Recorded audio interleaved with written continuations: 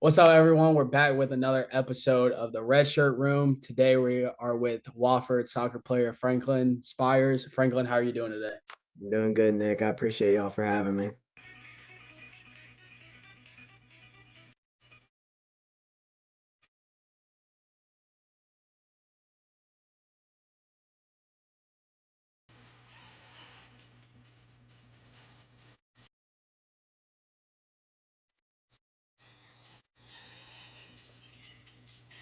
Today, I just wanted to ask you some questions about your recruitment process throughout high school and NIL and the transfer portal throughout your soccer career. What was the recruitment process like throughout high school?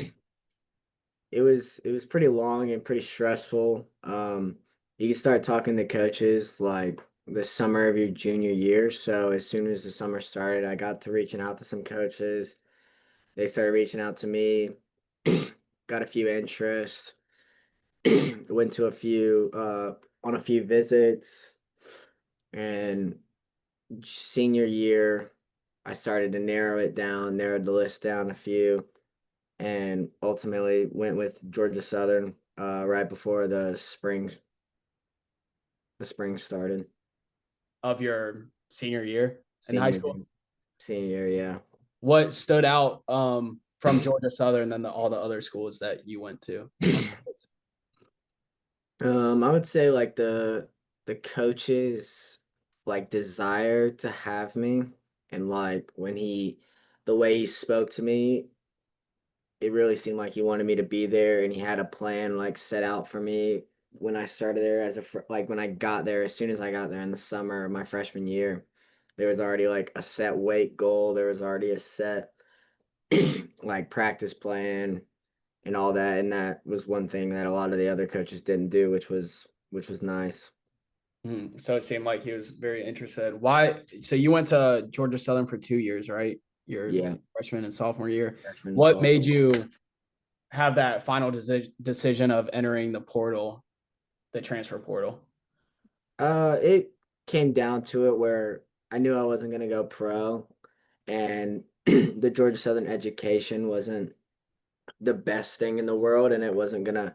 I felt like I could go to a school with a better academic, whether it was Division One, two, or three, and set myself up for the future a lot easier with going to a better, highly academic school while still playing soccer, staying fit, and being a college athlete still.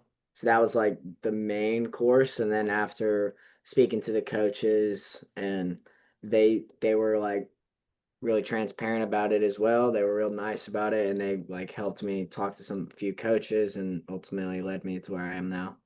Whenever you went into the portal, were there a lot of coaches that reached out to you? And how many other schools were you trying to decide before picking Wofford? There was like I mean, I would say you get into the portal, and then a lot of schools start to reach out. They start to have you on calls, you on a few visits. There's ultimately like three or four schools that I was like really talking to and really thinking about going to. Um, and then it just Wofford made the most sense for me and my family, and just for my next steps in my future. And so it seemed like a pretty easy decision. Nice. How does NIL, how do you think NIL affects soccer players like commitments? Like today we see it in college football a lot with people just choosing the money rather than the school or the coaches. Does that have a big impact in soccer, or is it not as much as college football? I would say it's not as influential as college football. I mean, like you'll have like guys on NIL deals and stuff, but it won't be like the 5 millions like you see, and it might be like some that I've heard is like 1,000 per goal contribution on top of like a full ride scholarship. You So have it's like rather like the how they perform when they're there rather than like a signing bonus. I mean, I think it goes to a little bit of both. I think I know people that have like a full ride scholarship with 10K NIL, and then you have the $1,000 for the goal contribution, or you have like the guys that get drafted and choose to come back, sometimes their school will pay their first year in the MLS salary as an NIL deal. So it's not as much. Nobody's getting millions of dollars, but I mean, still in effect, and it still is definitely affecting the game in a way where you have a good season at a mid-major D1 school and you go to a big school because you know you're going to get paid. Yeah. Is there like in college sports what you kind of see now like with the rich keep on getting richer, for example, like Indiana, they're getting funded by what's his name, Mark Cuban. Is there something like that with college soccer, as like, it's kind of like pay to win? Or do you think for the most part all teams are pretty um like can compete with anybody in that division? I think like soccer is one of the only sports that like mid-majors can beat like high power four schools if everything goes right in the game. It's one of those where the talent gap is not that big. But the donations and the alumni is definitely plays a big role. Like you have Indiana, St. Louis, like these guys that have won the most national championships in the country, Virginia, Clemson, Marshall, with these like multi-billion-dollar people donating to the program. Where like at a school like Wofford, for example, we don't have like a lot of big donors Yeah, alumni are gonna or that are gonna organizations like help that. us like give us a mill. Like nobody's just gonna give us a mill. Like at Georgia Southern, we had a donor give us $1 million. And like at a school like Wofford, like that wouldn't happen. Okay. So I mean, you see it, but it's not as often. And I mean, I still would say it's pay to win because every Yeah. like all the big Power Four schools have more money than everybody else, but the talent gap's a lot less. So you see the upsets of like a High Point beat Clemson or Like small schools can still compete with those big programs. yeah, like Okay. Vermont just won the national championship 2 years ago. They would never win anything in any other sport, Yeah. stuff like that. So All right. How do you think NIL will change sports as a whole, as like we just touched base on the pay to win, or do you think all these other programs are just paying these kids for them to come in? Do you think basketball with like the one and done deal? How do you think NIL will change sports as a whole for college athletes?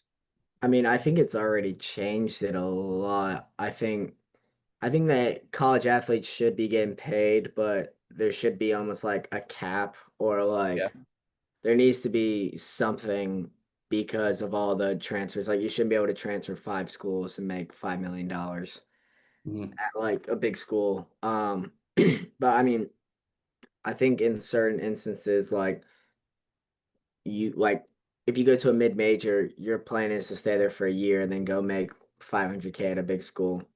Like that's just everybody's plan. Like I see it at Wofford all the time. Guys are asking for 4K a month just to stay on the Wofford men's football team and stuff like that. I think it's changed a lot. I think it's a good way of they should be getting paid, but I think they're getting paid too much, and I think they're making a lot more money in college than some of them might even make like in their careers in their Yeah. future. And I think as an 18, 19, 20-year old with that much money, a lot of them don't know what to do with it. A lot of them spend a lot of it. And I mean, I just think it's a lot and they need to fix it somehow, but I don't know if they can now because it's already so far deep. There's also not like a set rule book, like as that recruiting process goes with coaches, talking to players early with money offers or anything like that. Yeah, I mean, I had a teammate at Georgia Southern who, right after we played at Marshall, like the Marshall players were reaching out to him, telling him like, "Hey, like our coach plan on doing this and that," and like technically that's allowed because there's no like set rules of like Mhm. players talking to him, and like the tampering's real in every sport. Okay. But I think the NCAA has a long way to go to figure out how to fix that and how to uh like like not let it be as big of a problem as it is. I think it's already a big problem, and I don't think they're going to be able to fix it unless they put a bucket ton of money in as Yeah. well. Have you heard of, you don't have to say names or anything, but have you heard of any tampering stories or even you experienced tampering stories where, coaches were reaching out to you either in the early windows or talking about, money, or have you heard about anything like that in the soccer industry?